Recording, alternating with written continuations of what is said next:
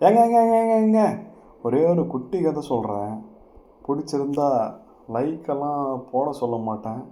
தயவு செஞ்சு யார் படிக்க மாட்டேன்னு சொல்கிறாங்களோ அவங்களுக்கு இந்த வீடியோவை ஷேர் பண்ணுங்கள். சரிங்களா? கதைன்னு சொல்ல வந்தாக்காவே ஒரு ஊரில் ஒரு ராஜா இருப்பார். அந்த ராஜா கூட ஒரு 4 பேர் இருப்பாங்க. அந்த 4 பேர் மைண்டில் வச்சுக்கோங்க. அந்த 4 பேரை கூப்பிட்டுக்கின்னு ராஜா என்ன பண்ணார், காட்டில் வேட்டையாட போனார். குதிரையில் கடப்ப கடப்ப கடப்ப கடப்ப கடப்ப கடப்ப கடப்ப குதிரை நிற்குது. என்னான்னு பார்த்தா அந்த காட்டுக்கு ராஜாவான சிங்கம் நிற்குது எதிர்க்க. அதை பார்த்த உடனே இந்த 4 பேருக்கு, அதான் பின்னாடி இருந்த 4 பேர் காபரியில் பேதியாகி ஓடி போயிட்டாங்க. ராஜா என்ன பண்ணோம், அவரோட உயிரை காப்பாற்றிக்கணும். இந்த காட்டுக்கே ராஜாவான சிங்கம் என்ன பண்ணிச்சுன்னா, அதோடைய திமுறா, அதோடைய கௌரவத்தை, அதோடைய ஒரு கெத்தில் நின்றுச்சு. ராஜாவை பார்த்து, நாட்டுக்கே ராஜாவான பார்த்து நின்றுச்சு. நீ எப்பட்றா ஏன் எல்லைக்குள்ளே வரலாம் அப்படின்னு நின்றுச்சு. உடனே இந்த ராஜானவர் என்ன பண்ணுவார்னாக்கா, அவர் உயிரை காப்பாற்றிக்கணும்ல, அவர் என்ன பண்ணார், கீழே இருந்து வில்லு அம்பு எல்லாமே எடுத்தார். எதிர்க்கு நின்ன காட்டு ராஜா ஆனால் சிங்கத்துக்கு அதுக்கும் பயம் இருக்கும்ல உயிர் மேலே. உடனே ராஜா சிங்கமை பார்க்க, சிங்கம் ராஜாவை பார்க்க 2 பேரும் ஒரு டீலை போட்டுக்கினாங்க. என்ன டீலுன்னா,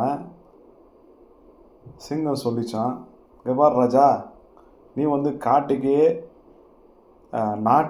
நாட்டுக்கே ராஜா ஆனவன், நான் காட்டுக்கே ராஜா ஆனவன், நம்ம 2 பேரும் ஒரு டீலை போட்டுக்கலாம். என்ன டீல்னாக்கா, சமரசமாக போயிடலாம்.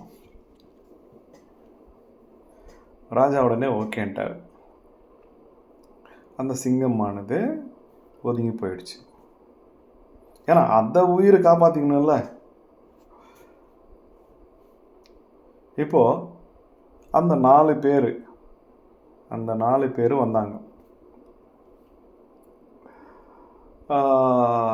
சிங்கத்தையே சீர்கழிச்சு விட்ட, எனக்கு தமிழ் அவ்வளோ வராது, நான் பெங்களூரில் இருக்கிறேன், தயவு செஞ்சு அட்ஜஸ்ட் பண்ணிக்கோங்க. சிங்கத்தையே கதிகலங்க வச்ச நாட்டுக்கே ராஜாவான ராஜா வாழ்க வாழ்க வாழ்கன்னு வாழ்க போட்டுன்னு வந்தார்.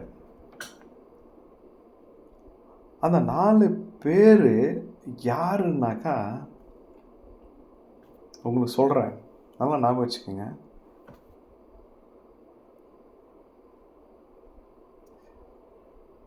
கதைக்குள்ளே போகலாம். இப்போ கதைக்குள்ளே போகலாம். அந்த 4 பேர் யாருன்னாக்கா, உங்களை சுற்றி இருக்கிறவங்களும் அந்த 4 பேர் தான். கரெக்டா? நீங்கள் என்ன தான் பண்ணாலும் உங்களை குறை சொல்கிறதுக்கான குறை சொல்ல இருக்கிற அந்த 4 பேர். நீ நல்லா இருந்தாலும் குற்றம் சொல்லுவான். ஏன்னா அவன் நல்லா இருக்க மாட்டான். நீ கீழே இருந்தால் அவன் மிதிப்பான். ஏன்னா நீ எங்கே முன்னுக்கு போயிடுவான்னு சொல்லிட்ட. ஆனால் இந்த கதையில் திருப்பியும் கூட்டின்னு போகிறவங்கள, இந்த ராஜா ஆனவர்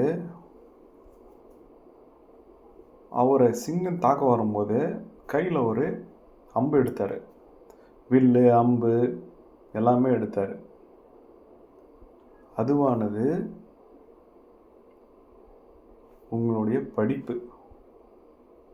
அதாவது படிப்புன்றது ஒரு நாணக்கண் மாதிரி. எவ்வளோ பெரிய ஆபத்து வந்தாலும் நீங்கள் அதை மீறி அதை கடந்து போகலாம். எந்த நாட்டில் போனாலும், எந்த நாட்டுக்குள்ளே எந்த ஒரு தெருவுக்குள்ளே போனாலும் அந்த படிப்பானது உங்களுக்கு கை கொடுக்கும். அதை தான் நான் இங்கே சொல்ல விரும்புகிறேன். உங்களுடைய அறிவுத்திறன் உங்ககிட்ட இருக்கணும், படிப்பானது உங்ககிட்ட இருக்கணும்.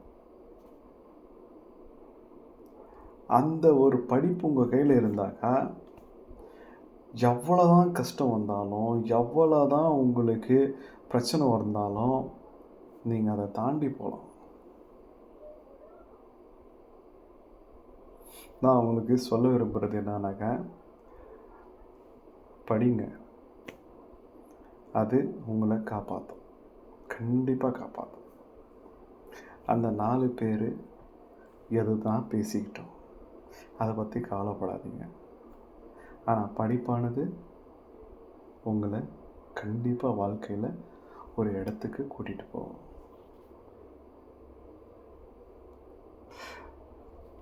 இந்த வீடியோ உங்களுக்கு பிடிச்சிருந்தா லைக் பண்ணுங்கள். அதே மாதிரி இப்போ எக்ஸாம் வரப்போ போகுது, அதுக்கு படிக்க மாட்டேன்னு சொல்கிற உங்கள் பசங்களாக இருக்கட்டும், உங்கள் ஃப்ரெண்ட்ஸாக இருக்கட்டும், உங்கள் ரிலேட்டிவ்ஸாக இருக்கட்டும், அவங்களுக்கு இந்த வீடியோவை ஷேர் பண்ணுங்கள். என் வீடியோவை பார்த்து ஒரு 2 பேர் படிக்கிறேன்னு நினச்சிருந்தாக்கா, படிக்கிறேன்னு சொல்கிறவங்க இருந்தாக்கா கண்டிப்பாக படிங்க. படிப்பு உங்களை எப்பவுமே காப்பாற்றும். உங்களுடைய கமெண்ட்ஸ் என்னன்னு எங்களுடைய கமெண்ட்ஸ் பாக்ஸில் சொல்லுங்கள். படிப்பானது முக்கியமா இல்லையா? தயவு செஞ்சு கமெண்ட் பண்ணுங்கள். நன்றி, வணக்கம். என்றும் உங்களுடன் வெங்கி.